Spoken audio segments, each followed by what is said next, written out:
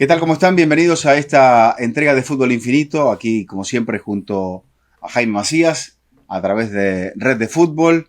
Hoy estamos separados solo por la bahía, no estamos frente a frente, pero vamos a tratar de hacer que la dinámica después de un par de jornadas de fútbol extraordinarias sea la misma de siempre. ¿Cómo te va, Jaime?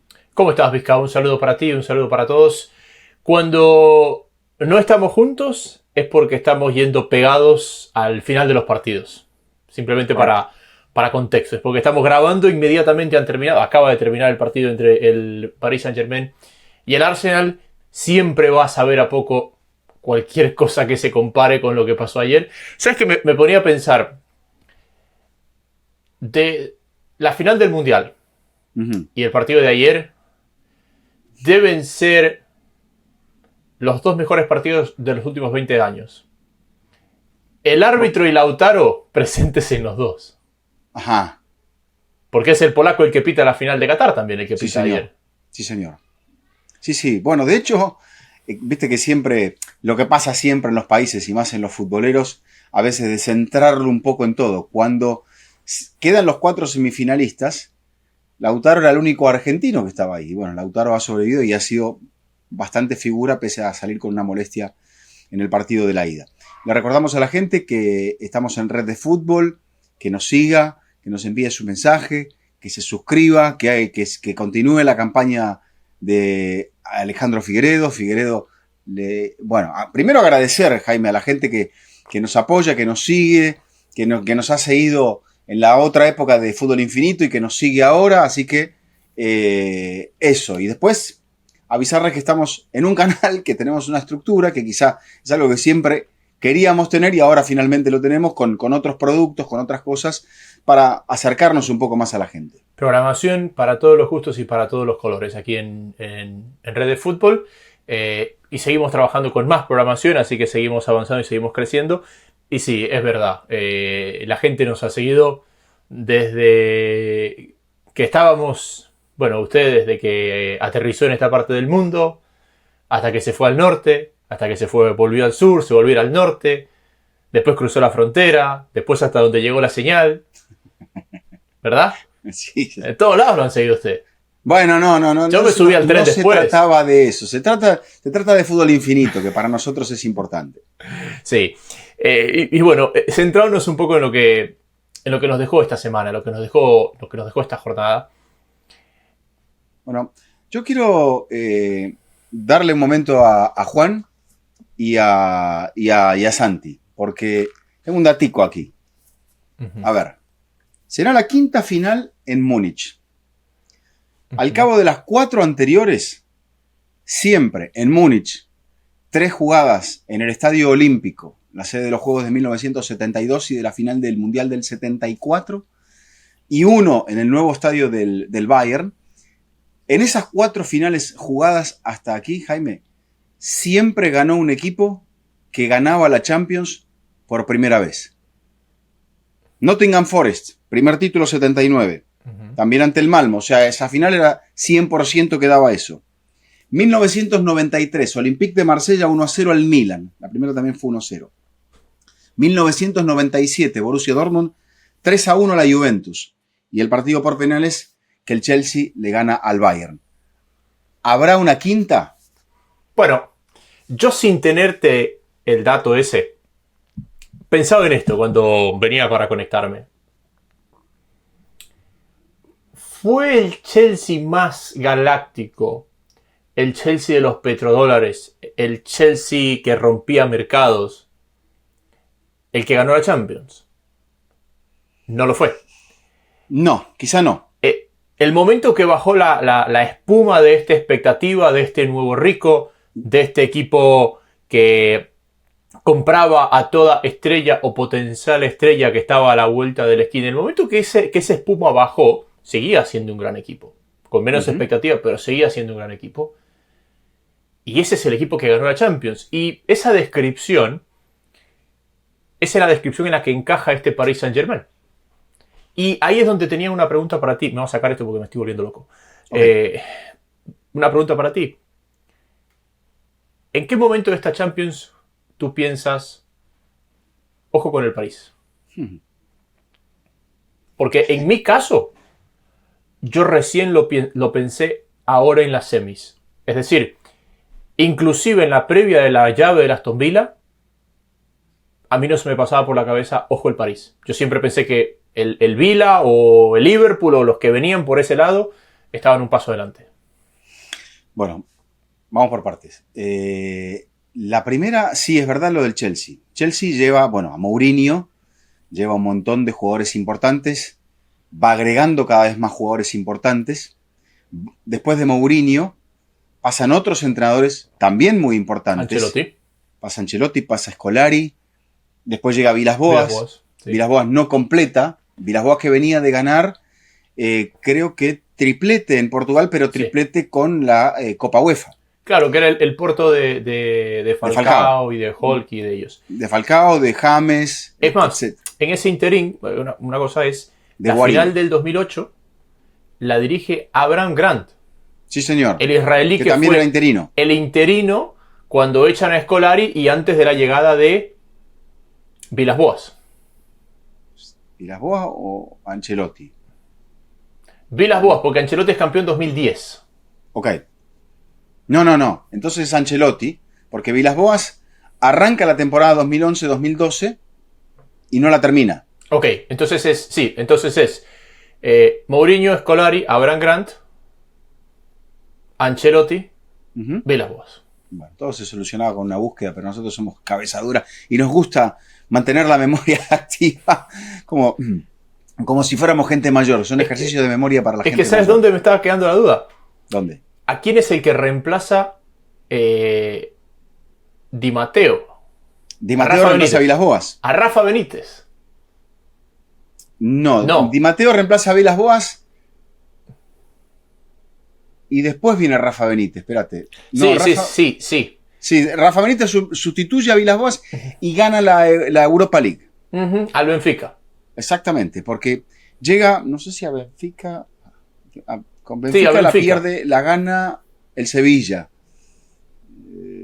No, ese año Sevilla estuvo en Champions, por eso no. No,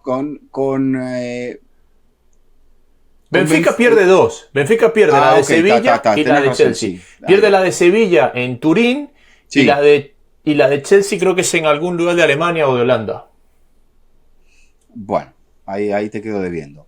Pero sí, lo curioso de Rafa Benítez es que Rafa Benítez llega, endereza al equipo, gana un trofeo y hasta luego.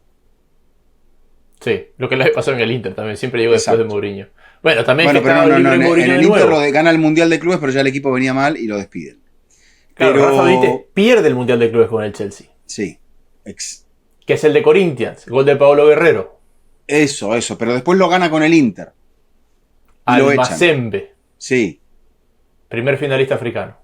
Y después me habías hecho otra pregunta, ¿ves que tenemos que hacer ejercicio de memoria o nos vamos muy por la rama? Y ya se me olvida la segunda pregunta. ¿En qué momento dijiste ojo con el PSG? Bueno, a ver. PSG arranca mal. Recién lo estaba escuchando a nuestro amigo Nasser Al-Khelaifi, donde hablaba de... Tenían 4 puntos después de 3 partidos, si no me equivoco, 4 puntos después de 4 partidos. Están abajo en el partido contra Manchester City y se levantan. Entonces, ahí es donde, cuando le gana el City, uno empieza a ver que es un equipo que ya no tiene ciertos pecados que había tenido anteriormente. Y después, para mí, en el punto donde ya lo empiezo a ver parejo con otros, es a partir de la victoria por penales frente al Liverpool. Porque había que dar vuelta a la serie, después de haberla perdida en el Parque de los Príncipes, cosa que hace con mucho carácter. Ya me gustó ese Paris Saint-Germain, porque peleó el partido, si bien es cierto se apoya mucho en Donnarumma, pero peleó muy bien el partido, generó muchas situaciones, hizo que el Liverpool, que en Anfield sea un equipo con dudas, y después en los penales le termina ganando. Ahí es donde, porque el Liverpool, Jaime, venía siendo el candidato de todos, y también hay algo que esta Champions nos va a empezar a mostrar, que en el cambio de formato vamos a ver ciertas curvas, porque es una liga. Si bien es cierto, no es una liga de todos contra todos, es una liga. Entonces, creo que vivió ese momento de curva este equipo, a mí me da la sensación de que el Inter, por su parte, pasó muy bien por la fase de liga, donde le hicieron muy pocos goles, y después sabe adaptarse para sacar adelante las series. Contra Feyenoord mejor, contra el Bayern un poquito más de holgura porque gana el partido de visitante, pero no le sobra nada en la vuelta, y bueno, contra el Barça ya vamos a hablar de eso. Sí, a ver, en mi cronología, yo realmente digo ojo con el París en los cuartos. Porque yo era de los que venía con la narrativa desde el principio de la temporada de decir, ojo con este Liverpool que va como tren de cierre y va a fundir máquina. Como efectivamente pasó. Entonces yo, sin quitarle mérito al PSG, le atribuía mucho a eso, a un demérito de Liverpool. Uh-huh. Y en aquel partido contra el City también me quedaba un poco la sensación de decir, ojo este City. Que, a ver, creo que todo el mundo ha dicho, ojo este City, claro, esta temporada. Entonces, sí, ya venían caídas. Exacto. Realmente en la serie con el Aston Villa es cuando digo, ojo, que acá puede pasar algo. Ahora, a mí el Inter me convence, y alguien me escribía en Twitter que lo habíamos dicho, que decíamos, ojo que el Inter es el tapado, el día del Bayern. Uh-huh. Porque me parece que ¿en la ida o en la vuelta? Que demuestra en ciertos pasajes de esa eliminatoria es por lo bien que venía. Y ahí es cuando digo, ok, aquí donde este equipo es distinto al resto. Sacaba un dato, Vizca, son 3 cambios del equipo de la final o de la semifinal pasada. Es decir, del Inter. El Inter, el arquero. Sí, la base es la misma. El arquero. O sea, has agregado algunos detalles, pero la base es la misma. Claro, es el arquero, Thuram, uh-huh, y... Pavard. ¿Perdón? ¿Pavard? No, Pavard estaba. Pavard estaba. Es el arquero, espérate, lo tengo aquí anotado. ¿Di Marco? Bisek. Ok. Y Bisek. Pero con un rodaje superior y con sobre todo la figura del arquero, ¿viste? La figura de la eliminatoria fue Sommer. Sin duda. Imagínense lo loca que fue la eliminatoria, que Sommer, que le hicieron 6 goles, fue la figura eliminatoria. Uh-huh. Porque si no, estábamos hablando de una eliminatoria totalmente desvirtuada en cuanto a goles anotados. Mira, te digo cómo había arrancado París. Le gana al Girona con una jugada muy afortunada en el primer partido, en Parque de los Príncipes. 1-0, apenas. El Girona tiene momentos en los cuales juega mejor. Mirá cómo ha cambiado la temporada. Después pierde frente al Arsenal. Empata de local frente al PSV. Pierde de local frente al Atlético de Madrid. Pierde frente al Bayern. Después allí le toca Salzburgo de visitante. Ahí se levanta. Ya estamos hablando del mes de diciembre, Jaime. Entonces, en los primeros 5 partidos solamente 4 puntos. Y luego sí, ratifica ya en el mes de enero, después de ganarle Salzburgo, perdía 2-0 al minuto 53 de local en un mano a mano. Perdía 2-0 en casa contra el Manchester City. Pero hay un gol de Dembélé muy rápidamente. En 4 minutos se lo empata. 50-53 goles de Grealish y Haaland. 56 Dembélé, 60 Barcola, 78 Joao Neves. Ahí es donde París quizá muestra ese carácter a lo Luis Enrique y a partir de ahí es donde endereza la historia. Desde entonces hay 2 partidos que pierde, pero todo el resto es triunfo. Pierde la ida frente a Liverpool y la vuelta frente a Aston Villa. Y que son los partidos, claro, los dos partidos contra los ingleses. Pero contra los ingleses. Volviendo al inicio de este análisis, y me acuerdo que esto lo hablamos cuando Messi llega al PSG. Y hablamos del proyecto PSG y de lo que había detrás y la búsqueda de lo que buscaban marcar. Y me acuerdo que uno de los puntos finales que lo dije en algún momento, creo que lo escribí, no me acuerdo, decía, hemos visto más equipos galácticos fracasar que triunfar. Uh-huh. Porque el Barça de Guardiola terminó siendo un equipo galáctico. Pero sí, no es un equipo que se fichó, es un equipo que se formó ahí. Hay muchos equipos que terminaron siendo equipos galácticos, pero no fueron fichajes galácticos. Esos jugadores terminaron convirtiéndose en megaestrellas, pero no fueron fichados como megaestrellas. A partir del crecimiento del proyecto. Claro, exacto. Y esa es la realidad. Y ese modelo del PSG fracasó una y otra vez, porque sus eliminaciones de Europa fueron estrepitosas. Y yo nunca lo dije en el programa porque me parecía irrespetuoso, pero ahora que el tiempo ha cambiado lo digo. No hay nada más pecho frío que el mayor triunfo, el mayor éxito de su historia se da cuando los estadios estaban vacíos. Claro. Porque París realmente funciona en la burbuja de Lisboa. Porque yo veía hoy día las imágenes del partido y decía, esta gente nunca ha vivido esto. Porque aquella final fue a puerta cerrada en Lisboa. Sí, señor. O sea, el Parque de los Príncipes nunca vibró en una semifinal como vibró hoy. No, si bien es cierto, el equipo había mostrado ciertos detalles en los cuales sacaba, ya veíamos a ese Mbappé que era campeón del mundo y que se iba camino de convertirse quizá en ese líder que estaba buscando, porque cuando se intentó apoyar en Neymar, las cosas no fueron tan bien, y creo que en Messi nunca se pudo apoyar Paris Saint-Germain. No, a ver, el paso de Messi, para mí el paso de Messi por el Paris Saint-Germain es uno de los grandes hechos por los cuales Argentina es campeón del mundo. Porque siento que Messi, durante su paso por el Barcelona, su llegada a la selección era una lucha constante por demostrar. Por demostrar, pero también a ver, ¿cómo lo digo?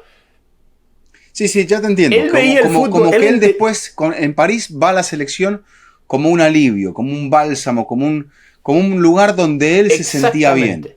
Y en el Barcelona era el lugar donde mejor se sentía y donde probablemente fuera de aquellos momentos con Argentina, aquella Argentina, donde mejor Messi se sintió. Totalmente. ¿Por qué? Porque venía de un lugar donde no se sentía cómodo, donde no futbolísticamente no conectaba con eso, entonces iba a otro lugar donde finalmente conectaba. Cuando estaba en el Barcelona y tú jugabas con Xavi, Iniesta, Busquets y de repente ibas a la selección argentina, era una frustración porque el equipo no operaba. Resulta que cuando llega a París, lo que él tenía en la selección era mejor que lo que tenía en casa, porque para mí no es una coincidencia que Argentina despega o el mejor Messi de Argentina es el Messi del París. Cuando Messi sale de su zona de confort de Barcelona. Cuando Messi sale de su zona de confort de Barcelona. Entonces, futbolísticamente nunca se adapta, pero era imposible adaptarse a ese equipo.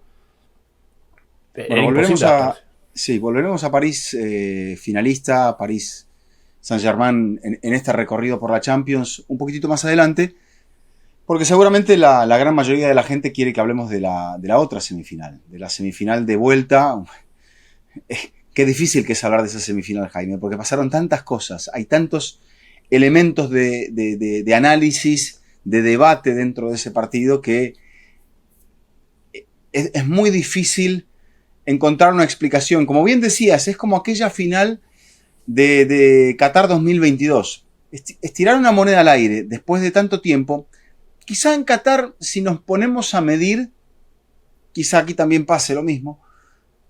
La mayor cantidad de momentos en aquel partido habían favorecido a Argentina. Entonces, esa reacción, esos raptos de fútbol, sobre todo comandados por Mbappé y bien secundados por otros compañeros, las reacciones de Shams con los cambios en el primer tiempo, hicieron que eso sacara de su eje a Argentina. Acá me da la sensación de que el Barça, pese a que no tuvo la ventaja, salvo, o sea, desde el 87 del gol de Rafinha hasta el 93.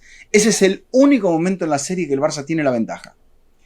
Y yendo a remolque, el Barça demuestra una increíble personalidad, pero si nos ponemos a analizar los momentos de los partidos, hablábamos de la cantidad de ataques en el partido de la vuelta, y lo vuelve a multiplicar casi por 4 en este encuentro de 120 minutos, aunque con números un poco más bajos, sobre todo para el Barça.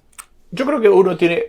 A ver, son dos partidos, y porque estamos hablando de la final del Mundial en el medio, donde gran parte de la explicación, o de las explicaciones, tienen que ver con momentos anímicos. ¿Y qué es eso? Es decir, aquella final, Argentina 2-0 con un marcador controlado, se le ponen 2-2 y le forzan el alargue Y ahí tú ves la fortaleza de un equipo que no se cae anímicamente. Y es lo mismo que yo pensaba cuando llega el gol de Rafinha. Digo, esta gente ha estado arriba toda la serie, le han remontado un 2-0, le han dado la vuelta a un 2-0 en su estadio, Sí, sí. y no se cayó, y ahí es donde tiene el mérito. Pero creo que... Yo discuto ahí no se cayó. Yo creo que el Inter sufrió enormemente el segundo tiempo. Así como gozó el primero, sufrió el segundo. Pero anímicamente no se cayó, me parece.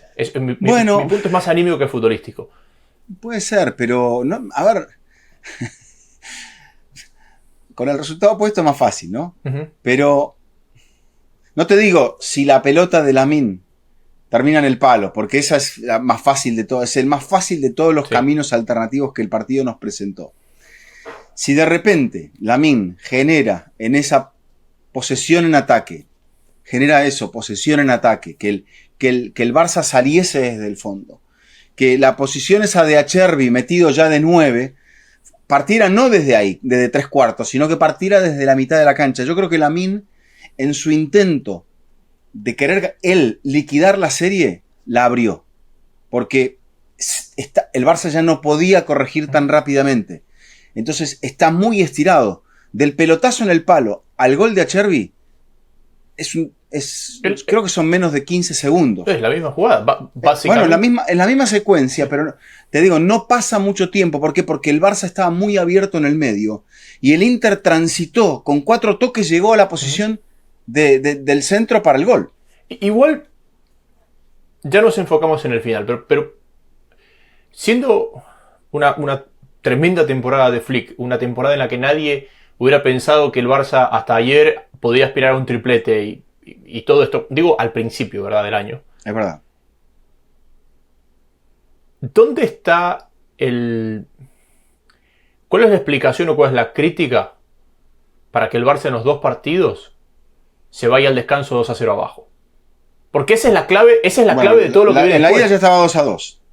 Perdón, 2-2. Que en algún punto del partido, sí, o sea, el Barça comienza perdiendo 2-0 los 2 partidos. Después, correcto, todo tiene un análisis de cómo se gestiona, de cómo se remonta, del palo, de Sommer, de Rafinha, de los penales. Pero son 2 series, los 2 partidos de semifinales, el Barça los comienza perdiendo 2-0. Sí.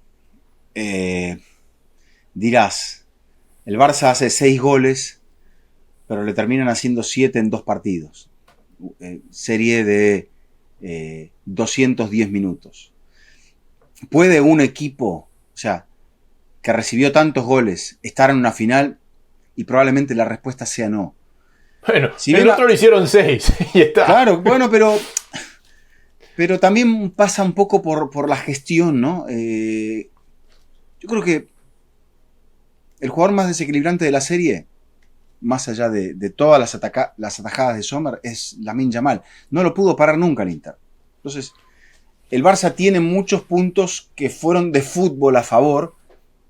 Después, hablar de los goles, que son finalizaciones, que son muchas otras cosas, de jugadas de ataque que los dos tuvieron, y muchas, es otra historia. Pero creo que el Barça permite tantos goles porque comete muchos errores. Y el Barça hace muchos goles porque tiene muchas virtudes en ataque. Entonces, todavía creo que el desafío de Flick pasará por encontrar ese equilibrio entre generar mucho y sufrir un poco menos. Creo que durante la mayor parte del torneo de la Liga lo ha conseguido. Lo que se nota aquí es que cuando las piernas ya no han acompañado, el Barça se vuelve eso. Y sobre todo ante un equipo tan vertical como lo es este Internazionale. Yo siento que hay un error de cálculo de Flick. Y que ese es un error de cálculo cuando te enfrentas a alguien que te plantea algo totalmente diferente. ¿A qué voy con esto? El Barça ha triturado rivales con esa defensa que te achica hacia adelante, que te lleva en bloque y que si no te forza el error o te recupera la pelota te dejen fuera de juego. ¿Ok? Y eso ha sido una de las cartas de presentación del Barça de aquí durante toda la temporada. Se enfrenta a un equipo que maneja la línea de 3 a la perfección. Entonces, cuando tú haces esta barrida desde el fondo, ante un equipo que defiende con 4 y por ende son 4 carriles los que tienes que defender, más allá de la altura de si son 2 puntas o un punta y un media punta, son 4 los carriles que tienes que defender y ese barrido desde atrás te come. Cuando tú lo haces ante un equipo como el Inter, que tiene esos 2 por fuera extras, es muy difícil dejarlos a todos en fuera de lugar. Porque esos extremos vienen de un paso atrás.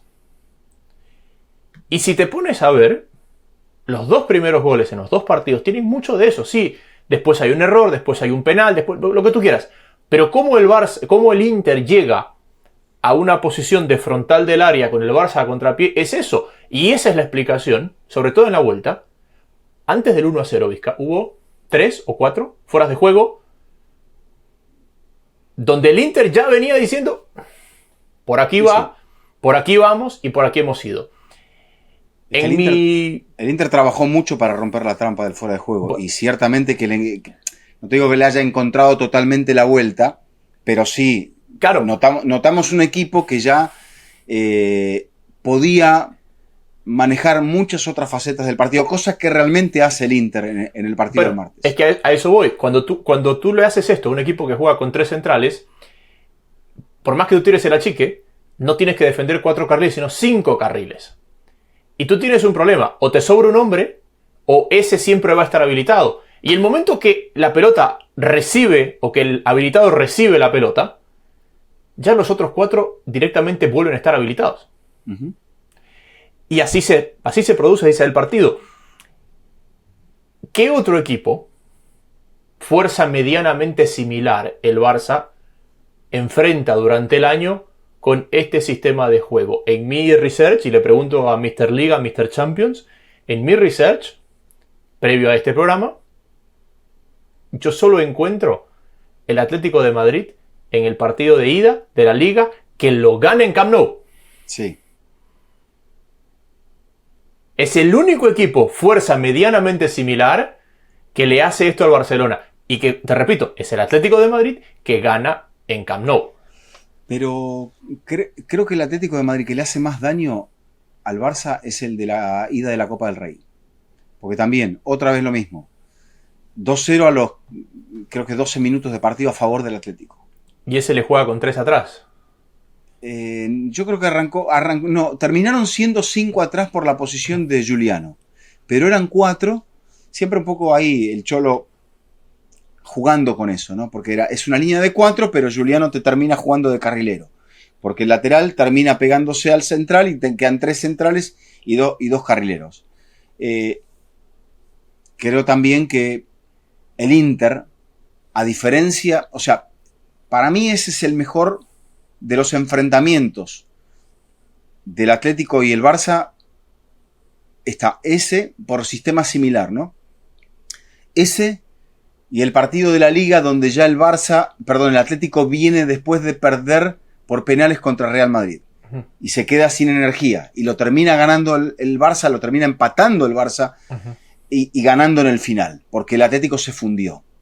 Porque si no, es lo que hemos dicho durante la temporada del Atlético. Que el Atlético, ya te lo dije, para mí, el Cholo tiene que mirar lo que está haciendo su ex compañero de vestuario de Lazio.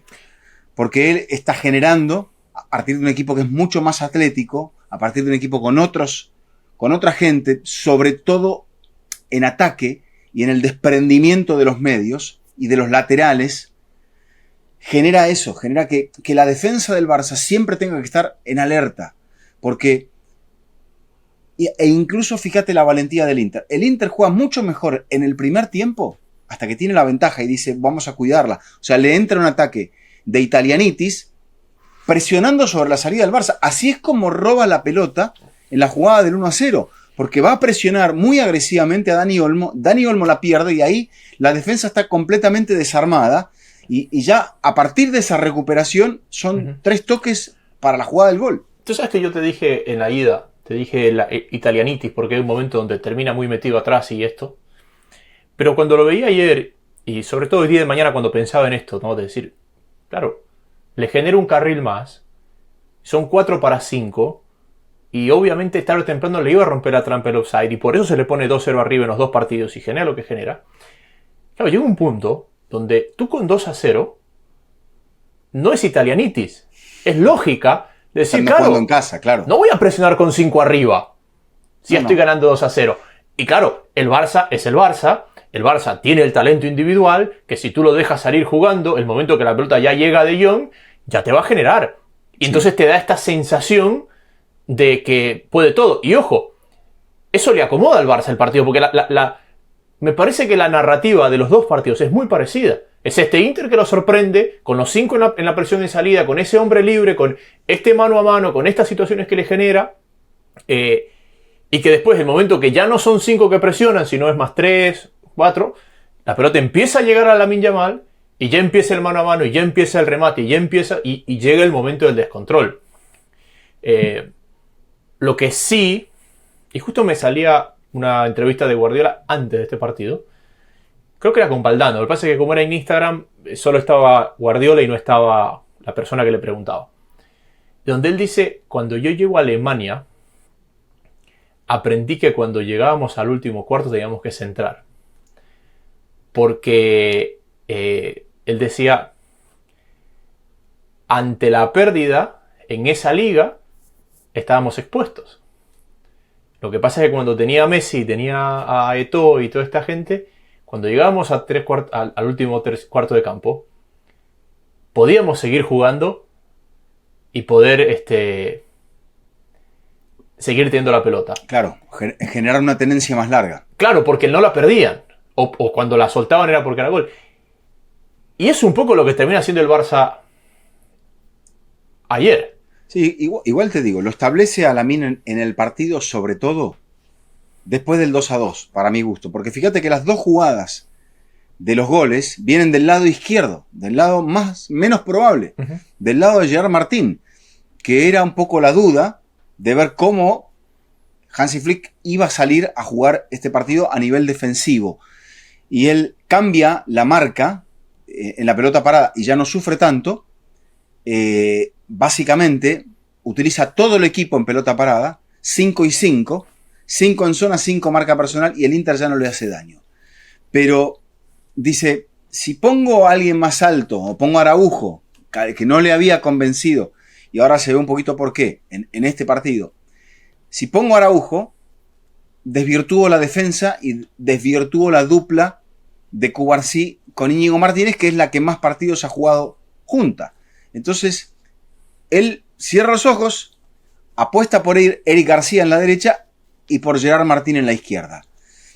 Y para Gerard Martín, este es el partido más importante de su carrera. Y venía de actuaciones que no eran exactamente las mejores, sobre todo de no tener tanta fe, pero el entrenador le da esa fe. Y Eric García, de lateral derecho, no es un jugador de salida, pero también le permite replicar muchas de las cosas que le da Koundé, que es corregir para 3, liberar un poquito más este lado para darle toda la franja a Lamine, y después se ve que lo suelta más en el segundo tiempo y termina marcando ese gran gol que es el que devuelve al Barça al partido. Sí. No, total. Igual para mí, con los italianos, siempre me cuesta determinar cuando, en este caso, ¿no? Cuando Flick libera o cuando Di Marco permite. Es decir, porque son... Di Marco se funde también. No, sí, por eso no sale. puede terminar el partido. Claro, pero digo... No sé si entra Carlos Augusto por tareas defensivas, pero es donde mejor juega Lamine Yamal. Porque siento que nadie maneja los tiempos de los partidos mejor que los italianos. Y si no, vayan a ver esa Italia campeona del mundo, cómo te manejaba periodos donde era el arquero y 10, y 10 delante, y periodos donde atacaban 7. Y me parece que a veces los italianos tienen eso, ¿no? Y hay momentos donde cuánto es Lamine que se ha liberado, cuánto es el Inter que da un paso atrás. Volvemos al arranque de esta conversación donde te decía, creo que aquí es donde Flick tiene parte de la responsabilidad. Me parece que comete el mismo error. Sí, se ha expuesto algo a lo que no se ha expuesto en toda la temporada, salvo esos duelos con el Atlético. Pero en defensa de Flick, también es muy difícil para un entrenador cambiar algo que vienes haciendo y que te va funcionando y que te ha funcionado. Es decir, tiene suficiente mérito que después del 2-0 hayas corregido. Porque hay gente que ahí va y muere con esa y se va con 4. Después del 2-0, cuando vas al descanso tras el gol de penal, es decir, señores, nos quedan 45 minutos de Champions. Es así, tenemos que montar algo, y él empieza a encontrar soluciones o busca correcciones. Y creo que también ese vértigo que le da al Inter, porque de la última, ¿qué es lo peor que te puede pasar? Intentando seguir jugando de la misma manera, que te fundas. Pero tenés 5 cambios para hacer, y está visto que, creo, otra de las facetas que nos deja el partido, ciertos cambios del Inter, por no decirte todos, terminan, no todos por el caso de Carlos Augusto, muchos de ellos terminan jugando mejor que aquellos futbolistas que habían iniciado el partido. Ahora, y tienen un impacto mucho mayor en el partido. Ni hablar del gol de la victoria hecho por Fratesi. Ahora, esa es otra pregunta que tenía, Vija, para ti. Siento que hay un momento, hace 5 o 6 años, donde básicamente no había remontadas. O sea, los partidos de Champions eran muy cerrados. Es verdad que nos acordamos de las del Barça, pero si nosotros revisamos esas llaves de Champions y sacamos esas puntuales del Barça, quien sacó ventaja en la ida avanzó, no había más. Y siento que a partir de los 5 cambios, los partidos son más abiertos, pero sobre todo a partir de la desaparición de la norma de los goles de visitante. Claro. Sí, te quita un punto de especulación. Pero, a ver, remontadas.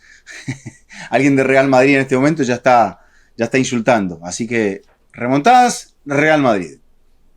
Sí, remontadas Real Madrid, es cierto. Pero las remontadas de Real Madrid son de esa época. O sea, son de la época de los 5 cambios. O sea, yo lo que te marco es que a partir de los 5 cambios es que el fútbol se nos ha llenado de estos partidos tan abiertos. Cambiantes. O sea, con 3 cambios, las que le remontaron al Barça. Porque si te pones a ver, el Madrid, antes de los 5 cambios, la gran remontada que había en Europa era cuando el Madrid le remonta al Wolfsburgo con 3 goles de Cristiano Ronaldo. Y hay creo que en la, no sé si es 2018, hay un par de partidos así, no tan dramáticos. 2017 también, en un partido, una serie contra el Bayern que se define en el Bernabéu. O sea, siempre ha habido un poco de eso. Creo que ahora los partidos permiten un poco más de que haya más de estos capítulos, cosa que también coincide con la final de 2022, Jaime. Entonces, en esto tenemos que tener en cuenta eso. Quien pueda plantear mini partidos dentro de un mismo partido a partir de los cambios, porque Deschamps renace a partir de los cambios que mete en el primer tiempo. ¿Por qué hace 2 cambios en el primer tiempo? Porque tiene 5. Dice, si no cambio ahora, me voy a lamentar cuando termine el partido y Argentina esté con la Copa. Entonces, ahora. Claro. Y es un poco también, por eso te decía, el Inter pudo haber, seguramente Inzaghi ya lo pensará, pudo haber decidido eso, pero te agarra ese vértigo, decir, ok, los tenemos controlados, porque lo tenía controlado. No habíamos visto tantas jugadas de ataque del Barça tan profundas, porque no podía romper la presión, y esa presión del Inter hacía que el Barça se estirara mucho en el campo y fuera ineficaz en su achique defensivo. Entonces, el Barça se descontrola en muchos momentos, y el Inter, más maduro, es el que lo aprovecha. Hablabas de madurez. Y no sé si eso ya nos puede llevar a París, a la final. Pero a mí me sorprende. Me sorprendió. Bueno, no sé si me sorprendió. Me llamó la atención que el maduro de la otra serie terminó siendo el París. Será la mano de Luis Enrique. También es eso, que lo conversamos en el episodio de la semana pasada. Luis Enrique tiene en su espalda, primero, el hecho de él haber sido quien hizo a este equipo. Ser un equipo también muy joven, Cuando vos estás manejando Flick, estás manejando un equipo que es muy joven, el líder es el entrenador. Hay veces que necesitas ciertos puntos de rebeldía en determinados partidos. Quizá ese punto de apoyo es del más veterano, de Marquinhos. Otro punto de apoyo es de Donnarumma, pero Donnarumma te queda muy lejos porque está del otro arco. Y de mitad hacia adelante, sin Dembélé, quizá no había tantos puntos de referimiento o de referencia. Creo que en el caso de, para cerrar un poco lo del Barça, creo que la gente quiere que hablemos de situaciones puntuales. El Barça parece que lo tiene, Jaime. El Barça parece que lo tiene a partir del gol de Rafinha. Sin embargo, no lo tiene, se le escapa. La gente se queda preguntando, que es la pregunta de la semana, ¿por qué se le escapa al Barça este partido que da vuelta cuando menos probable era que lo hiciera? ¿Qué es más fácil? ¿Generar caos o controlar el caos? Generarlo. El Barça con el 2-0 abajo al descanso genera caos. ¿Ok? Porque las jugadas de los goles son unos golazos y todo lo que tú quieras, pero es pim, pam, pum, centro, segunda pelota, vamos. O sea, el gol de Eric García, si le pones la camiseta de el Eibar, es un gol de una fría noche de diciembre en País Vasco. ¿O no? Lo que pasa es que también, mira, el Barça estaba llegando ahí al borde del área y no sabía cómo terminar la jugada, no encontraba, porque no lo encontraba Lamine, no encontraba juego por dentro, no se animaba a rematar, era decir, seguimos tocando. Y en eso siguen tocando hasta que aparece ese centro y lo empalma Eric García, porque creo que es un segundo centro. Claro, por eso Eric García había quedado allá de 9. Claro, es una segunda jugada. El de Olmo es el primer centro. El de Olmo sí es el primer centro. Pero cuando tú empiezas a levantar centros, cuando empiezas a levantar centros, salvo que tengas a Christian Benteke o a uno de esos grandes cabeceadores, a Van Basten o a Batistuta, tú lo que estás es generando caos. Porque es decir, algo saco. Sí, te falta claridad. Porque Estás apelando a eso para poder generar una segunda pelota, una confusión Lewandowski o no un estaba acierto tuyo. Todavía. Entonces, en el momento que tú empiezas a levantar centros y a tirar centros, estás buscando caos. Estás buscando desordenar, Y el Barça así se mete en el partido. Y ahí es cuando le baja las pulsaciones al Inter. Y en ese caos se pone en ventaja. Porque la jugada de la ventaja es caótica también. Es un remate ahí, que queda ahí, que el otro le empuja. Pero ya Pedri lo pone. Ya en ese momento Lamine estaba desequilibrando mucho más por la derecha. Entonces ya la defensa del Inter no estaba tan firme. Estaba medio en falsa escuadra. Entonces, en ese punto, al inquietarte tanto por la derecha, la pelota circula ya como le gusta al Barça y Pedri lo encuentra ya en posición de remate a Rafinha. Y Rafinha remata, la pelota le vuelve y después termina definiendo con la derecha. Pero es una jugada donde se arma o se abre lo que un poco le insinuaban a Lamine. Te van a marcar de A3, te van a golpear, te van a hacer esto. Dices, si me marcan de A3, significa que hay alguien que va a quedar libre. Y eso es lo que termina sucediendo. Que queda Rafinha libre por el otro lado de la jugada, porque el Inter ya no estaba marcando bien, ya no estaba defendiendo bien. Todo el segundo tiempo el Inter realmente lo sufre. No, después sale Lautaro, entra Taremi, los cambios que tiene que hacer, no. En un momento es como que sin la pelota no le funcionaban. Es que el Inter lo sufre, el Inter se funde. ¿Por qué? Porque el Barça, primero, a partir del caos, a partir de un equipo volcado al ataque, a partir de la configuración, o sea, si tú miras el equipo que tiene en campo el Barcelona, el momento del 2-2, es un equipo que jamás alinearías de inicio. No. Porque es un equipo totalmente descompensado. Es un equipo que tienes en campo porque vienes con un lastre en el mar. Claro. Entonces, ¿qué pasa cuando te pones en ventaja? El equipo sigue estando desbalanceado y desconfigurado. Y ahí es donde se le escapa. Ahí, ¿sabes qué? Yo pensé al final, en un momento, que Flick se había equivocado. Y te lo confieso, viendo el partido acá como loco malo solo, en casa, porque digo, lo va a poner a Christensen. Va a ser la que hasta Guardiola la hizo en Stamford Bridge el día del gol de Iniesta, que lo puso creo que a Silvinho. Dice, digo, ¿por qué va a poner un defensor? Porque si le hacen el empate, tiene tiempo para hacer más cambios todavía y colocarlo a Lewandowski. Pero él, en lugar de poner a un defensor para cuidar la ventaja, parar el partido de alguna manera, establecerse mejor defensivamente, te confieso que no es de diario del lunes esta, digo, lo va a poner a Christensen. Porque si total son, ¿qué quedaban? Ya el árbitro, antes de reanudar, que es cuando se produce el cambio, dice, voy a dar 5 minutos. Te está diciendo todo lo que falta, te está haciendo totalmente claro. Y ahí, claro, me parece que le faltó esa picardía a Flick para cambiar un poco y decidir, ok, ahora cómo cierro el partido. Me parece que no, él en ese momento no se pone a pensar cuál era la mejor manera de cerrarlo.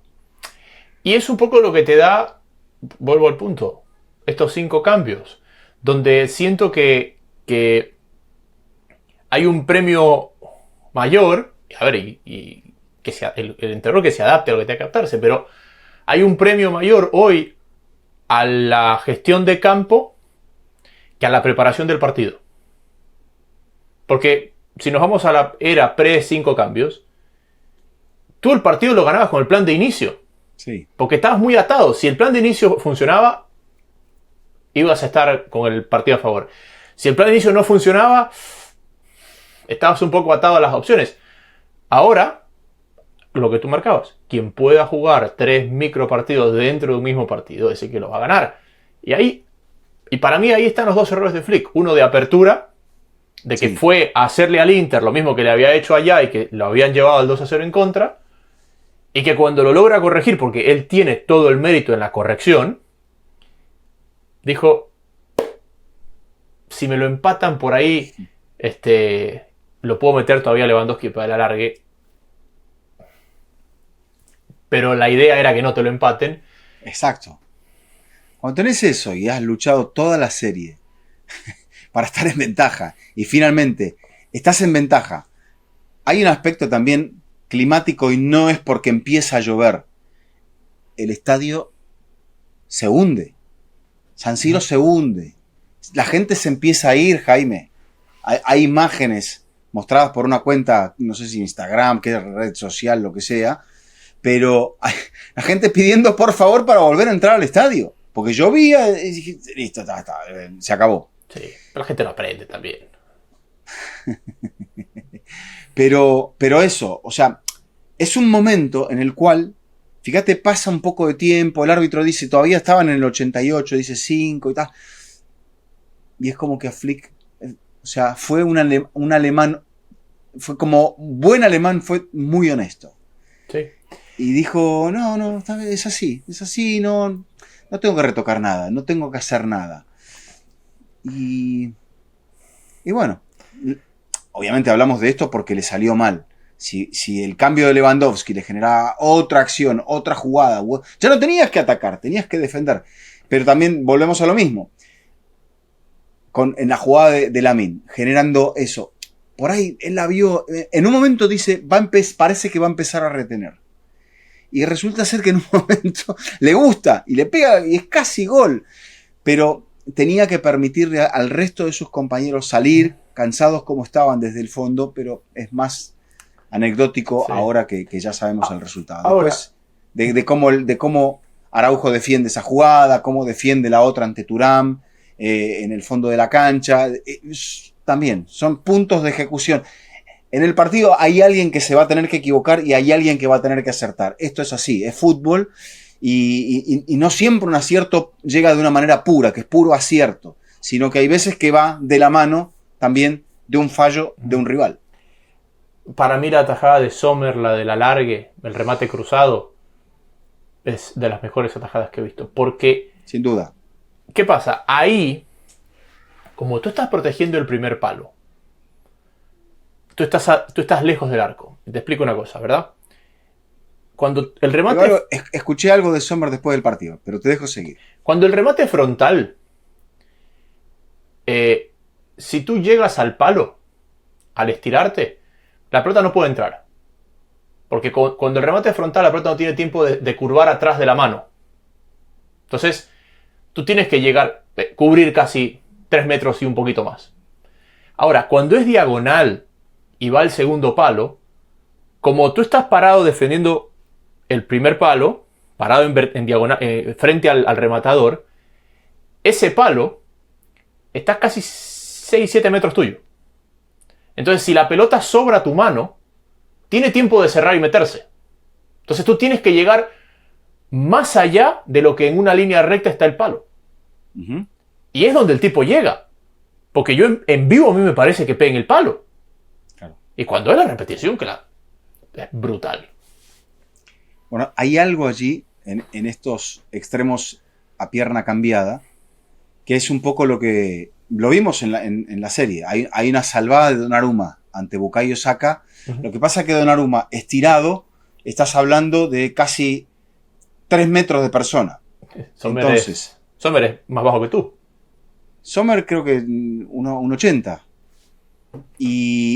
Pero Sommer dice esto: yo lo tenía estudiado y me la jugué, dice, porque en ese momento es el instinto, y ahí está la cabeza también, es el instinto de quien está ahí. Él dice: yo doy un pasito hacia la derecha y eso es lo que, y me voy preparando, esperando el remate sobre mi mano derecha.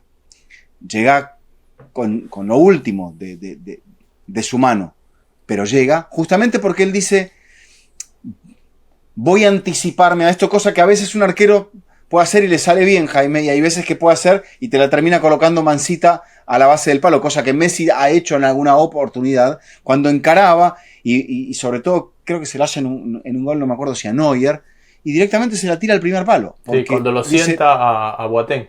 Claro, porque dice: este va a esperar que yo se la cruce, y no se la cruza, va a la base del palo. Y ese es el mérito también del Inter, ¿no? De encontrarse con un arquero quizá no tan reconocido, no con tanta etiqueta, pero que sea uno de los factores clave en la ida y en la vuelta que hacen que el Inter esté en la final. Sí, los dos arqueros han sido claves porque a nadie le sorprende el nivel de Donnarumma. La Eurocopa del 2020, que es la del 21, es sensacional y todo. Pero ha tenido una relevancia... a ver, no sorprende el nivel, lo que Donnarumma es capaz, sino la relevancia desde lo anímico de lo que ha significado. Y que me parece que es un poco lo que Sommer también se había caído en la temporada, que era, no te digo cuestionado, pero sí donde no arranca del todo bien. ¿Quién? Donnarumma. En esos momentos de malos resultados de Paris Saint-Germain en la Champions, la figura de Donnarumma se empieza a ver, no te digo en el partido contra el Atlético de Madrid, que es la derrota en la última jugada, pero sí hay momentos en los cuales a Donnarumma era como que él tiene que demostrar: miren que soy campeón de Europa, y tienen que tenerme un poquito más de fe. Sí, igual yo siento que esta final de Champions del París, creo que el Milan no tanto, pero porque no es una liga tan frenética, o quizás sí lo es, pero digamos, lo que te voy a decir, sí lo tiene el Milan, el Inter, pero no se refleja tanto porque no es una liga tan frenética. Pero para mí esta final del PSG tiene mucho de aquella final del Barça, también en otra ciudad alemana, en Berlín, de una temporada donde el equipo andaba, pero no era una lumbrera. Y que de diciembre para adelante es como que el equipo aceleró. Y ahí es cuando tú dices: el tridente, el ida y vuelta, el ritmo, no sé qué. Y es un poco lo que también me refleja este París. Por ahí el Inter, al ser una liga de más pausa, también lo hace, pero es menos evidente que cuando hablamos de los equipos de Luis Enrique, que tienen mucho más vértigo. Yo creo que el Inter se cae en la segunda vuelta de la Serie A y pierde la final de la Copa Italia justamente por la competitividad que el Paris Saint-Germain no tiene en la Liga. Entonces el Paris Saint-Germain ya sacó ventaja. Incluso también, fíjate cómo hay clubes donde de repente, no sé, el Real Madrid, que venía tan forzado, le toca ese partido previo a los octavos de final contra el City. Y pese a que no era el mejor City, el Madrid se desgasta bastante para poder sacar esa serie adelante. O sea, le implicaba un punto de concentración, verse otra vez las caras con Guardiola, o sea, entender un poco, decir: otra vez tenemos que jugar contra esta gente a la cual habían eliminado por penales y habían sufrido en eliminatorias anteriores. Y yo creo que cuando te toca el Brest, ya, viste, es como que decir, bueno, ok, listo, es un viaje acá mismo. El Brest ni siquiera estaba jugando, no podía jugar de local en su ciudad, tenía que trasladarse. Y lo mata en el partido de la ida, básicamente. Entonces, siendo un equipo que no tiene que hacer tanto desgaste en su liga, en su copa, y que en la Champions recibe hasta ese favor, es como que ya venía muy enfilado todo. Los patitos se le habían puesto en fila a Luis Enrique, casi 30 partidos en el 2025, solamente 3 derrotas, una inocua en la liga, y las otras, bueno, sí es la importante frente a Liverpool, y la quizá no tan importante porque ya había ganado por 2 goles el partido de la ida contra Aston Villa. Hay algo que hace la liga francesa en los últimos años, un poco de rebote, porque sí, a ver, no de rebote, tienen un problema con los derechos televisivos y eso les abre la oportunidad de una reestructuración. Pero Francia, tenían ellos un estudio, una teoría válida, de que tenían un exceso de partidos sus clubes. Y que esos partidos no eran relevantes. Entonces, estaban sobrecargando a sus clubes. Esos partidos no generaban mayores ingresos desde un punto de vista televisivo. Y encima, al sobrecargar los partidos, perdían competitividad internacional. Entonces, Francia, en el 2021-2022, elimina la Copa de la Liga. Porque Francia tenía la Copa de Francia, la Copa de la Liga.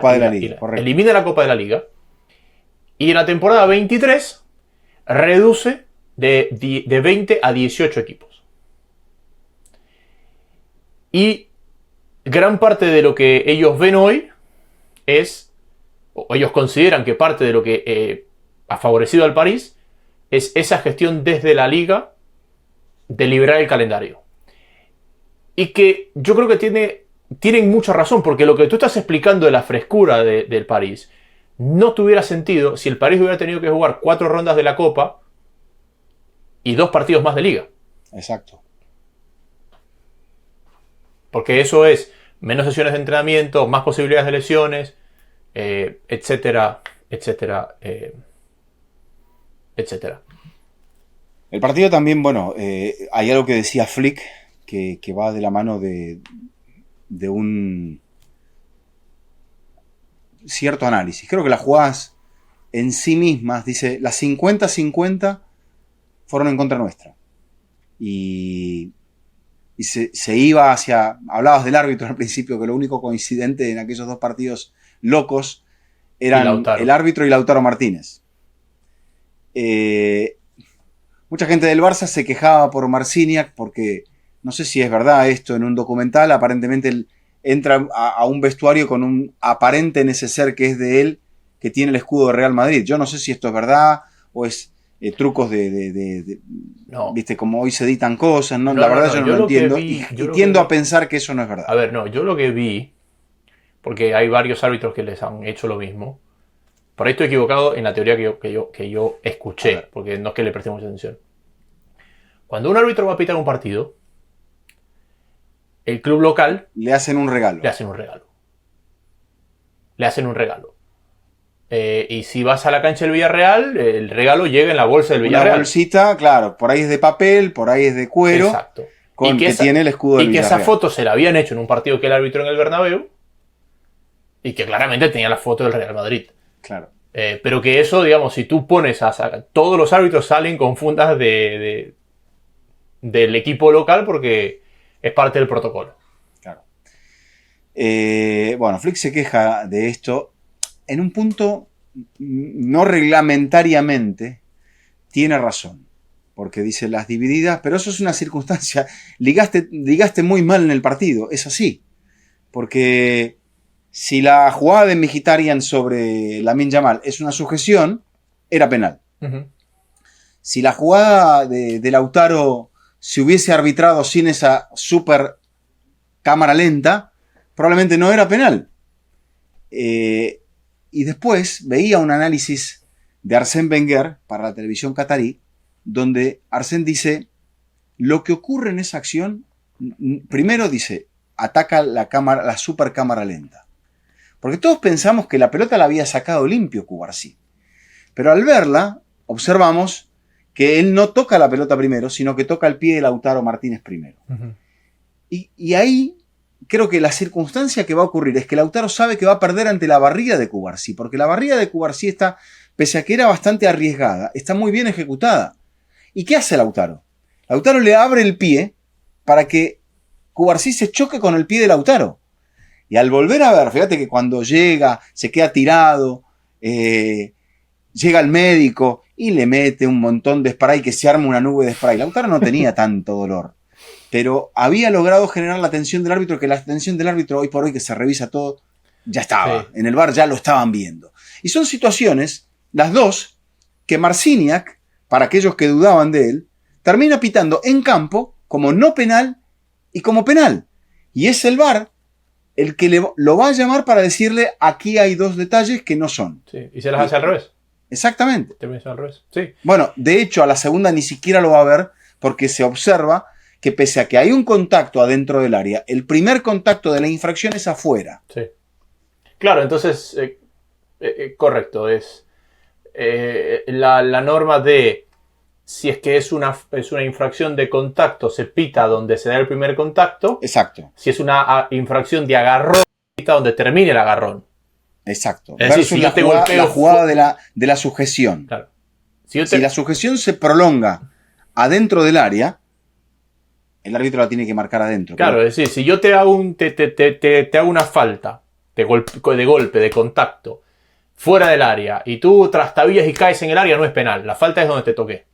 Ahora, Correcto. si yo te agarro la camiseta fuera del área y tú te liberas dentro de ella, o te libero dentro de ella, es penal porque es eso. Pero bueno, Vizca, clásico de liga, ¿ok? El Real Madrid vive lo que vive, está en situaciones críticas deportivamente, en una temporada que lo tiene fuera de... Ponerle un poquito de pausa a eso. Vamos a hablar de la final más adelante, pero por lo visto hasta aquí, generalmente la primera pregunta que nos tenemos que hacer, primero, es: ¿llegaron los mejores a la final? ¿Es una final que refleja la temporada de la Champions? Te la traslado. Gracias a Dios cambiaste la pregunta, porque pensé que me ibas a preguntar quién llegaba mejor y te iba a decir, no tengo la menor idea. No. No, cambié la pregunta. Yo sabía la pregunta que ibas a hacer. Cambié tu idea de pregunta. Cambiaste mi idea de pregunta. A ver, han llegado los dos mejores equipos a la final. Y yo creo que en este tipo de torneos siempre llegan los dos mejores equipos a la final. Porque es un partido a partido. Es un partido a partido. Es un torneo que es partido a partido. ¿Ok? Y si nosotros tomamos... Dime hoy, y para desglosar la pregunta y por qué creo que han llegado los dos mejores equipos a la final. Primero, los dos equipos que han llegado a la final son dos equipos que hasta hace 2 semanas aspiraban a un triplete. Sumado al Barça, que era el tercero. ¿Ok? Entonces, si son dos equipos que hasta hace 2 semanas aspiraban a un triplete, no es que esto es un manotazo de ahogado como fue aquella Champions del Chelsea de Múnich, aquella Champions del Madrid del 2016, aquella Champions del Liverpool del 2005. Es decir, si hasta hace 2 semanas aspiraban a un triplete, es porque están llegando a abril como los mejores equipos de Europa. Si sacamos eso y decimos, ok, ¿quién podríamos debatir que a día de hoy, mayo, Sí. vive un mejor presente que el Inter o que el Paris Saint-Germain? El París. El único que podríamos debatirlo es el Barça, que ha sido eliminado por el Inter. ¿Ok? Porque ¿el Liverpool vive un mejor presente? No, al punto de que la Copa de la Liga la perdió, la final. Ha ganado la Premier por un colchón de puntos del 2024. Sí, lo elimina de la FA Cup. Exacto. Un equipo también del ascenso. O sea, se cayó estrepitosamente. ¿El Real Madrid vive un mejor presente? No. No. ¿El Bayern de Múnich vive un mejor presente? Ganó la liga, pero creo que... No. Creo que no demostró ser mejor que el Inter. No llegó ni a la semifinal de la Copa, ganó la Liga después de que el Leipzig le empató en la última jugada y tuvo que esperar el resultado del Leverkusen. Del Bayern. No vio un Leverkusen. El Napoli vio un mejor presente. Pero yo creo que favorecido por el hecho de que está jugando un solo torneo. Perfecto, don Eduardo Vizcayar. Por eso usted es el mejor. Entonces, eso responde a la pregunta. El único que podríamos debatir si es mejor que los dos finalistas en mayo del 2025 es el Barcelona. Sí. Sí, el Barça también, si analizamos eso, ese esquema de los momentos que ahora vemos en una liga donde trabaja Jaime. Creo que en la serie probablemente tengamos más momentos que han favorecido al Barça, pero el Inter tiene esa practicidad y esa virtud de ser tan práctico que hace que con cambios, sin cambios, con fases de partido donde te pone a sufrir y otras donde sufre, siempre encuentre una manera para ganarte. Y esa también es la madurez del proyecto de Simone Inzaghi, es el valor de jugadores que están encontrando en este club una validez muy importante, y es el valor de cosas, de detalles, ¿no? Fratesi, sí. ¿Quién lo iba a tener a Fratesi? Yo cuando entré, te voy a ser sincero, es muy difícil ver la Serie A en Estados Unidos. ¿Ok? He visto al Inter sobre todo en Champions. Cuando entró tuve que abrir a ver quién era ese. No te va, de verdad. Bueno, Acerbi definiendo de 9 en un intento desesperado de Inzaghi, quédate adelante, cosa que la defensa del Barça no pudo emparejar, sí, por todas las cosas que ya hemos discutido. O sea, detalles. Y Fratesi, que después se excita tanto en las jugadas del gol que se tiene que tirar al suelo porque parece que está mareado. Sí. Y hace una pausa, fíjate que en ese momento no estaba mareado, hace una pausa tirando una finta y Cubarsí le tapa el primer palo y ahí ve el segundo palo. ¿Y dónde la pone con zurda en el segundo palo? Impresionante. Yo creo que ahí es donde hay que rendirse ante esos momentos de los jugadores. Siguen definiendo los jugadores por más que los entrenadores quieran dirigirlo y diseccionarlo todo. Y eso es también un poco lo del el triunfo del Inter. Pienso en Thuram. Thuram, Jaime... ¿Lilian? No. De Marcus. De Marcus. Sí, Marcus, no, es que Lilian estaba en la tribuna, ¿lo viste? No, estaba siguiendo a su hijo. Imagínate si tuvieras a tu hijo ahí, ¿dónde estarías? Sí. No, si ahora estaba... aunque tengas otro que juega para la Juve, no importa. Sí. Pero no marcó ninguno. Creo que roba la pelota en la acción de Dani Olmo, me parece. Porque él pasa por Dumfries y después el gol de Lautaro. Uh-huh. En el penal es Lautaro. En la jugada del gol de Acerbi es Dumfries y él. Pero está en esa jugada donde él lo saca a pasear a Araujo y Araujo no se anima a cometerle falta contra el fondo de la cancha. Y una vez que ya gana, la pelota pasa por Taremi y después aparece Fratesi y termina siendo... En la ida participa en los 3 goles. Thuram. En la ida, Thuram participa en los 3 goles. En la ida, creo que sí. El de Dumfries, el primero, es él el que va al robo. Él marca el primero. Marcus marca el primero de taconazo. Uh-huh. En el segundo, jugada de pelota parada entre Acerbi y Dumfries. Y en el tercero, jugada de pelota parada también. Sí. Hablabas de que definen los jugadores, y es cierto. También es cierto que otros entrenadores tienen más posibilidades de agregar jugadores para que definan. Pero otra parte de la pregunta, haciendo un ejercicio de memoria, la segunda parte de la pregunta, ya que hoy día hemos hecho preguntas muy largas los dos, decías, llegaron los mejores, esa parte la respondimos, y la segunda parte era... ¿cuál era la segunda parte? La segunda parte era si este es un síntoma de la nueva Champions. Y es que la nueva Champions sigue siendo... o sigue contribuyendo al aumento del número de partidos. Y cada vez tendremos más premios a la gestión de la temporada. La frescura con la que los equipos llegan. Porque si nosotros hacíamos un corte y teníamos esta conversación en enero, ¿ok? Teníamos como candidatos a la Champions al Real Madrid, al Atlético de Madrid, al Milan, a la Juve, al Arsenal que llegó hasta acá, al City. Quizás el City no, porque el City no había arrancado bien. Al Bayern Múnich. Teníamos muchas... el City arrancó bien la temporada. Después, en octubre se cae. Tienes razón. Pero teníamos un grupo de 6 equipos, o de 8 equipos, que de repente empezaron así como la Fórmula 1 de los 80. ¡Pum! Voló un motor, voló otro motor, voló otro motor, voló otro motor. Y todos esos equipos, cuando nosotros hoy decimos, ay, ¿por qué no está? No, porque fundió máquina en enero, fundió máquina en febrero, fundió máquina en marzo. ¿Quiénes están acá? Los que no han fundido máquina. Y ahora sí te voy a llevar al clásico de Liga este fin de semana. ¿Por qué? Bueno, no, está bien. No, hay algo que te iba a decir dentro de ese análisis de fundir máquina. Yo creo que eso es el doble error de Real Madrid, ahora que entramos a Real Madrid.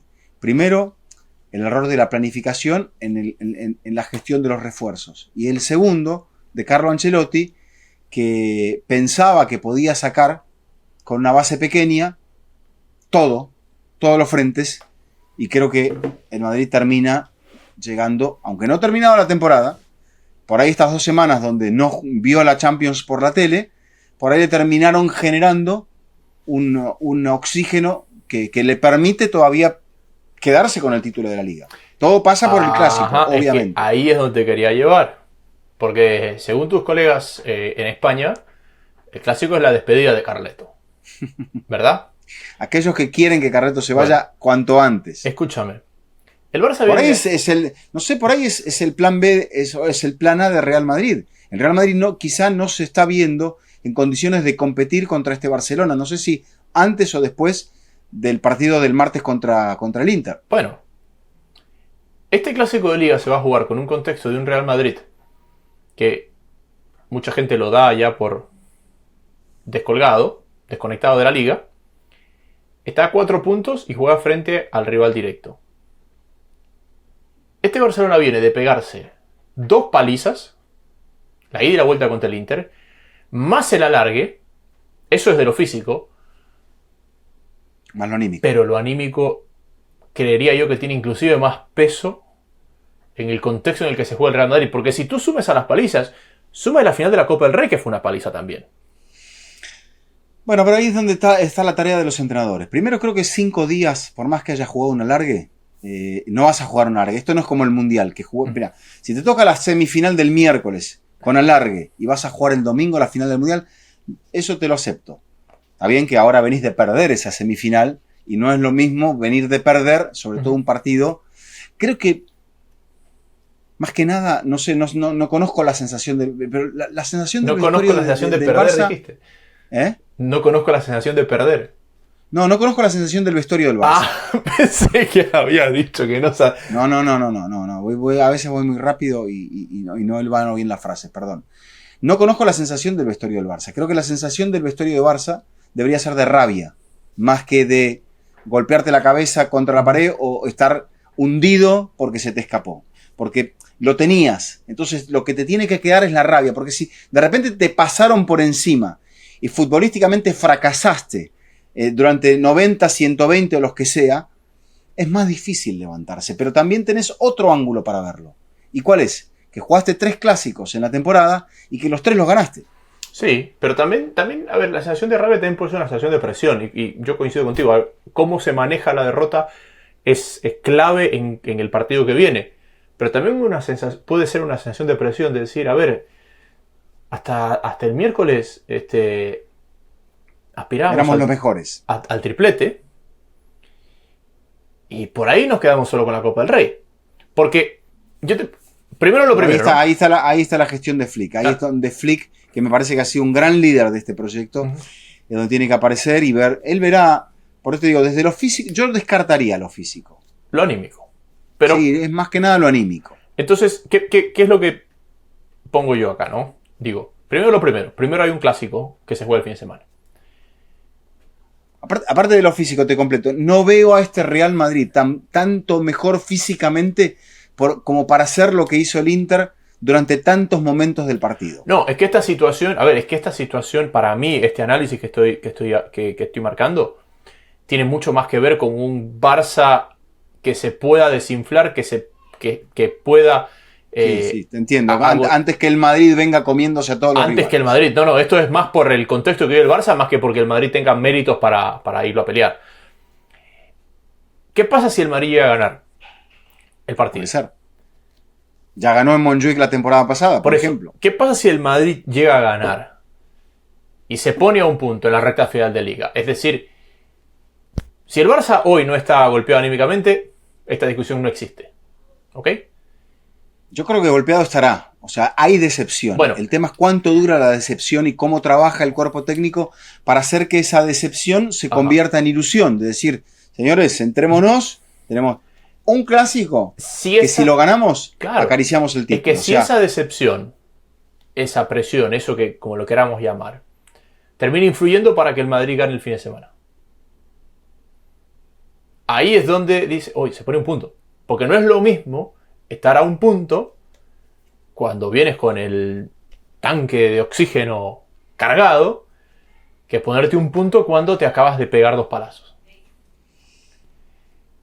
Y por eso yo le decía a usted, antes de que comencemos a grabar, que va a vivir un clásico de aquellos. Porque a usted siempre le tocan los buenos clásicos. Bueno, hay algo que también tiene el clásico a favor, que, por ejemplo, el empate le serviría al Barça. Me dirás, bueno, pero no sé si tanto, porque el calendario del Barça es un poco más complicado que el calendario del Madrid. Lo cual es verdad. El Barça juega contra el Español el jueves, después juega contra el Villarreal el domingo, y la última fecha tiene que ir a San Mamés. O sea, que no es una perita en dulce todo esto. O sea, son 4 partidos muy exigentes contra 3 equipos de Champions y un equipo que ha levantado mucho, que encima de todo es tu rival de toda la vida y de visitante. Exacto, sí. Primero el clásico. Pero... Al Madrid le toca, después del Barça, pensando en un plan empate o remontada, Mallorca-Sevilla de local, Sevilla de visitante, perdón, un Sevilla que viene ahí con caparrós atado con alambre, y en el último partido Real Sociedad de local. O sea, el Madrid puede apostar a los 9 puntos. El Barça no sé si puede apostar a los 9 puntos. Por eso para el Barça es más importante el clásico, o sea, ganarlo. Mira qué estupidez que está diciendo. No. O sea, si el Barça lo gana, mata la Liga. Si el Madrid lo gana, obviamente queda un punto. O sea, por eso te entiendo el razonamiento. Para los dos es vital ganar este partido. Y el Barça tiene el empate, pero el empate quizá tampoco le dé ninguna garantía. ¿Qué día y a qué hora y por qué canal? Es el domingo a las 10:30, 10:15 de la mañana, hora del este de Estados Unidos, por ESPN Deportes. Bien. Ahí lo estaré. Ah, no lo puedo escuchar. Va a estar volando. No, vos estás en Canadá. En Canadá no... En Canadá no hay ESPN Deportes. Claro. Bueno, habrá un canal de Canadá. Me manda un audio ahí. No, después del partido vamos a encontrar algún compañero que pueda grabar conmigo, ya que usted va a estar ahí sin poder verlo. Vamos a encontrar y vamos a hacer un análisis ahí después de lo que pase en ese partido del domingo. Y ese será nuestro fútbol infinito del fin de semana. Sí, y creo que comenzaremos a partir de la próxima semana, a partir de la siguiente, ya un poco armar un poco lo que serán las finales. Las finales, las previas, las definiciones, porque se nos viene ya más una etapa de definición de las competiciones europeas y de varias cosas de cara al Mundial de Clubes, donde seguramente hablaremos también del Mundial de Clubes cuando volvamos de vacaciones. En fin, primero lo primero. Primero lo primero, don Eduardo. Creo que no se nos queda nada hoy día. No creo que se nos queda nada. Yo te diría que no. La final de la Champions será el 31 de mayo. Estamos en caliente hoy aquí en Fútbol Infinito. Por eso, aunque la gente nos pida reacciones sobre la Europa League o la Conference League, que son también, todas ellas representan historias muy bonitas. Pero si tenemos una reacción previa a cualquiera de las dos, creo que a las 24 horas se nos va a quedar que no tenga vigencia. Igualmente, hay 3 finalistas que están muy decantados. Hay 2 tiburones fracasados por allí que van a ver esa Europa League como si fuera la final del Mundial. Y por el otro lado es la ilusión del Chelsea, de lo que decíamos en un momento, de ser el primer club europeo en ganar todos los torneos de la UEFA, o del Betis, de ganar su primer título europeo, si es que el Betis pasa, porque tampoco lo tiene sencillo, contra la Fiorentina. La Fiorentina también busca una revancha, porque hace un par de temporadas estuvo allí en una final de Conference League. La Fiorentina perdió 2 finales seguidas. Perdió la del West Ham y perdió la del Olympiacos. Claro. Sí, señor. Perdió las 2 seguidas, sí. Entonces ahí está la Fiore buscando. Lo que estaba pensando. Buscando una revancha. Lo que estaba viendo, ves que ahí no había caído en cuenta. Inglaterra puede meter 6 equipos en Champions. Sí, señor. Porque los hipotéticos finalistas de los tiburones fracasados, finalistas de la no Europa League, no está, bueno, uno está 14 y otro está. Uno están está ahí 15 y otro juntitos, está 14 y 16. 15. 14 están ahí juntos. Entonces, Inglaterra se le abren los 5 cupos, que los van a ocupar esos 5 equipos de la parte alta. Que no sabemos todavía. Ahora me estás diciendo que por ahí el Nottingham Forest. ¿No me creías? No te que creo. Nottingham Forest se podía quedar fuera. Todavía no está fuera. Pero bueno, lo cierto es que uno de esos de la Europa League, falta que se confirme que son los finalistas, pero la lógica es que sean United y Tottenham. Y como pinta así. No queremos matar al Athletic Club. Se metan a Champions. Y algo que habíamos dicho, fíjate la temporada cómo fue cambiando de matices, y con esto nos vamos. Yo me acuerdo que hubo un punto de la temporada donde te dije, me sorprendería que alguien gane más de un título, por lo cargado del calendario y todo. Uh-huh. Y después llegamos a las semifinales de Champions y dijimos, ojo con los tripletes, ¿verdad? Y hoy nos encontramos en un punto donde el París sigue con el triplete, sí, ¿verdad? El Inter ya no. El Inter ya no. El Inter puede ser doblete todavía, lo veo muy difícil. El Inter puede hacer doblete, el Barça puede hacer doblete, pero la realidad es que, por ejemplo, la realidad es que en Inglaterra puede haber 8 equipos que ganen los títulos. O sea, puede haber 8 equipos ingleses distintos en ganar títulos este año. Porque Uh-huh. la Community Shield... La liga es para Liverpool. La Community Shield la ganó el City. La Liga la ganó el Liverpool. Bueno, el City puede repetir el título de la Community Shield si gana la FA Cup. Correcto. Pero lo que vemos ahora es que el City ganó la Community Shield, el Liverpool la Liga, el Newcastle la Copa de la Liga. ¿Ok? No habrá ingleses campeones de Champions. No. Un inglés ganará la Europa League si se da la lógica. Sí. Otro inglés podría ganar la Conference si se da la lógica. Sí. Y después el Crystal Palace podría ganar la FA Cup. Sí. Entonces, al final va a pasar lo que primero pensamos que iba a pasar, que era que los títulos iban a quedar muy repartidos. Así que bueno, lo analizaremos al final de las temporadas. Exactamente. El sábado 24 es donde París va a jugar la primera final, una semana antes de la final de la Champions. Ahí va a jugar frente al Stade de Reims, y es allí donde puede conseguir su segundo título de la temporada. Y entrando en esa línea, se presentaría allí al estadio del Bayern para jugar por el triplete. Cosa que para Luis Enrique ya es un terreno conocido. Pero bueno, ya hablaremos de todos los méritos de este Paris Saint-Germain, de su transformación, de su entrenador, de sus figuras. Ahí hay un paisano suyo que está jugando muy bien. Segundo ecuatoriano juega una final de la Champions. El anterior se cruzó con Guardiola y no pudo ganarla, que es Antonio Valencia con el United en Wembley. Uh-huh. Primer choque también entre París e Inter en su historia. Sí, rarísimo eso, ¿no? Sí. Y después, como comenzó el Paris Saint-Germain, y eso que tenía Marquinhos y que Donnarumma ya está más cerca de los 30 que de los 20, bueno, está a mitad de camino, me parece, pero es el equipo inicial más joven en alcanzar una final de Champions League. Y se va a enfrentar a uno que es más curtido, más veterano. O sea, hasta en ese punto va a haber una antinomia marcada entre un francés que juega a un estilo, si se quiere, muy español de esta época, contra un italiano. Clásico, pero con muchos matices. Sí, me gustaría que hablemos en algún punto un poco de las escuelas, antes de la final. Por ahí eso puede ser una previa interesante, porque al final lo vamos a hablar en contexto final, pero es un programa que después la gente lo puede escuchar y seguiremos hablando de la escuela italiana y de la escuela española sin que eso expire marcado por lo que pase en esa final. Encontraremos el contexto, sí, como siempre, en Infinito. Pero Eduardo, ha sido un placer, como siempre. Igualmente. Este ha sido un nuevo episodio de Fútbol Infinito y será hasta la próxima. Hola, hola, ¿cómo están? Soy Carmen Boquín. ¿Te gusta todo el contenido de Red de Fútbol? Bueno, te invito a que te suscribas, actives las notificaciones y así no te perdás nada de todo lo que te traemos. ¡Chao!